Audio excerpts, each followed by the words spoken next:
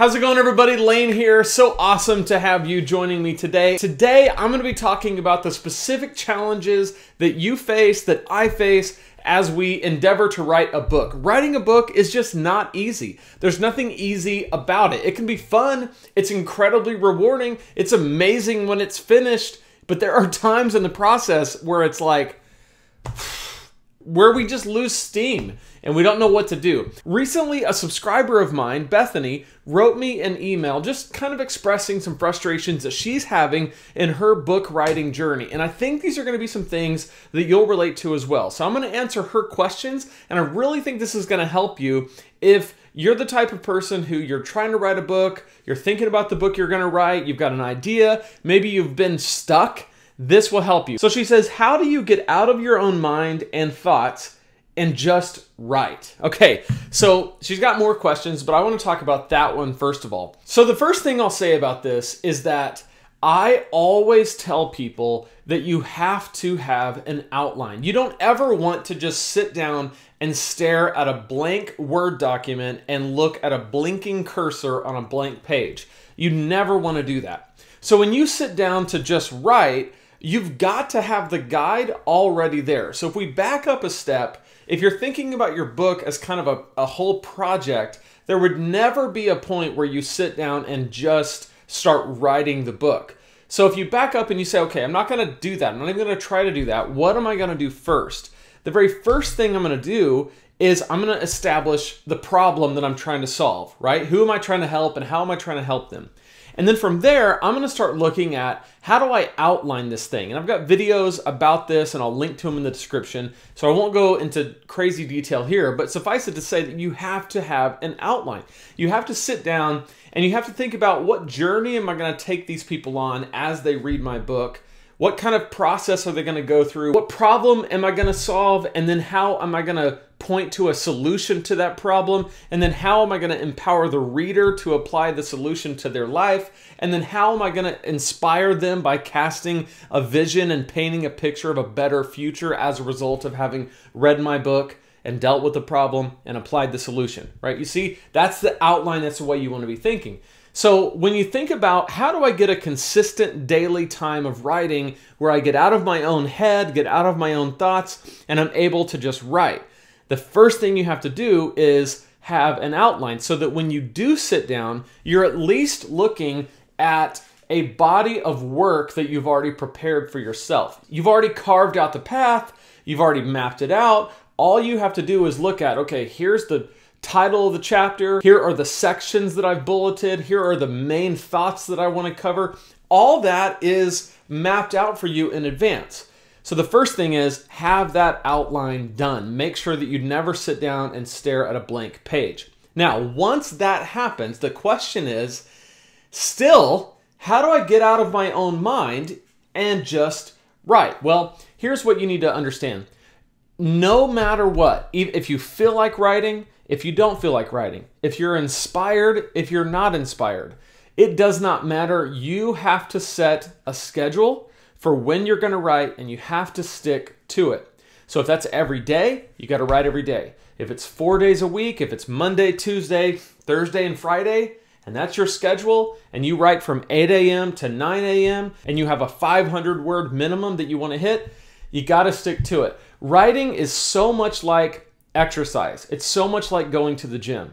There are days when I don't feel like going to the gym, but I know that if I just show up, if I just get in my car, drive to the gym, walk inside, scan my key code, walk into the locker room, put my jacket in there, and go upstairs to where the treadmills are and just start walking to warm things up, that's about all it takes. Because from there, guess what? I'm going to go lift, I'm going to do more cardio, I'm going to work out. Why? Because I showed up.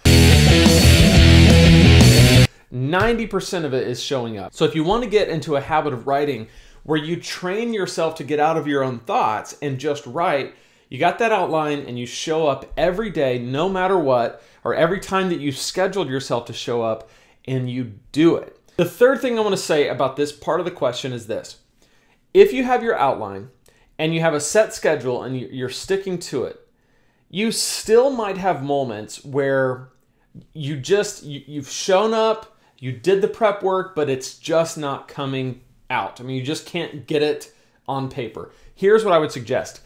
If you have writer's block like that, consider the fact that no one ever gets talker's block, right? You've never been talking to a friend and just sat there like this.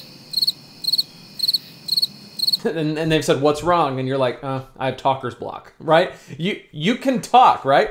So here's what I would suggest doing. Take your phone and go to the voice memo app or whatever app that you have on your phone that will record your voice. It's super easy. If you have an iPhone, it just comes with it. Go to the voice memo app, hit record, and start talking.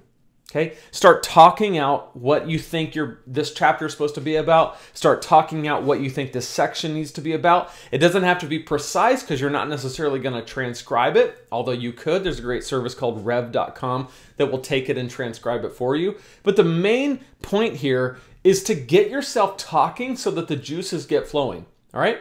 Do that for 5 minutes. Talk to it for 5 minutes. Record it. Then listen back to it with your document ready to go. And as you listen to what you've recorded, if anything's good, if anything stands out, go ahead and write it down and then build it out later. So those are the 3 things that I would say. You got to have an outline. You got to do the work ahead of time. You got to set a schedule and stick to it. And if you're still stuck after those 2 things, try recording your words. Now, let's go to the next part of her question. She said, also, pinpointing a problem or subject. Feeling like you have an idea, but maybe it's too broad, and knowing if there is a specific direction I need to take. So again, what I will say about this is I did a whole video on how to establish the problem that your book is going to solve, how to pinpoint it. So I'll link to that in the description. But what I will say here is if you're trying to decide between, okay, I could go in this direction or I could go in that direction, or maybe I have this kind of large idea, but like she said, it's just too broad for me to kind of go there. That's where asking your audience comes in handy. And when I say audience, I mean the people who follow you on social. I mean your friends. If you have a website and a brand and a YouTube channel or a podcast and an email list, then you have an audience. But even if you don't have those things, just the people that you think would be the people who would read your book, your target audience, who's going to be interested in this. Ask them, pitch it to them. Say, hey, I'm thinking about solving this problem, thinking about writing a book because I think I could really help people, but here's my topic. I have this in mind and this in mind and this in mind. Which one of these really sticks out to you? Which one of these do you want the most help on? So for example, let's say that you're talking about fitness. And so you're trying to decide, and this is super broad even within this, but I'm just giving this example to help make this make a little bit more sense. So let's just say that your brand is fitness and you're like, I could either talk about diet or exercise. Which one are you more interested in? Okay, both of those are extraordinarily broad, okay, but at least we're getting somewhere. So if they say, I've got the exercise thing down, I really need to work on my diet. Say, okay, great. I have a lot to say about diet, okay? So then you get into diet and you're like, hey, what are your challenges with the food you eat, things like that. So I hope that starts to make sense. Just start to narrow down your topic based on the feedback that you're getting from the people that are in your audience or that you would target as a reader. So those are what I would say to Bethany's questions. If you have questions, please let me know. You can put them in the comments below. I love to talk about this stuff. I love to try to help you as best as I can. I want to put something in your hands. This is my free 5-step guide to creating a #1 best-selling book. My first book was a #1 bestseller in its category on Amazon. It was an amazing day. It was an amazing week when that happened. And so I learned a lot from that process, and I put those 5 steps that I used to make my book a #1 bestseller in this guide. You can pick it up at lanesebring.com/5steps. Be sure to subscribe to this channel. Give this video a like. That would be amazing. And I will see you in the next one.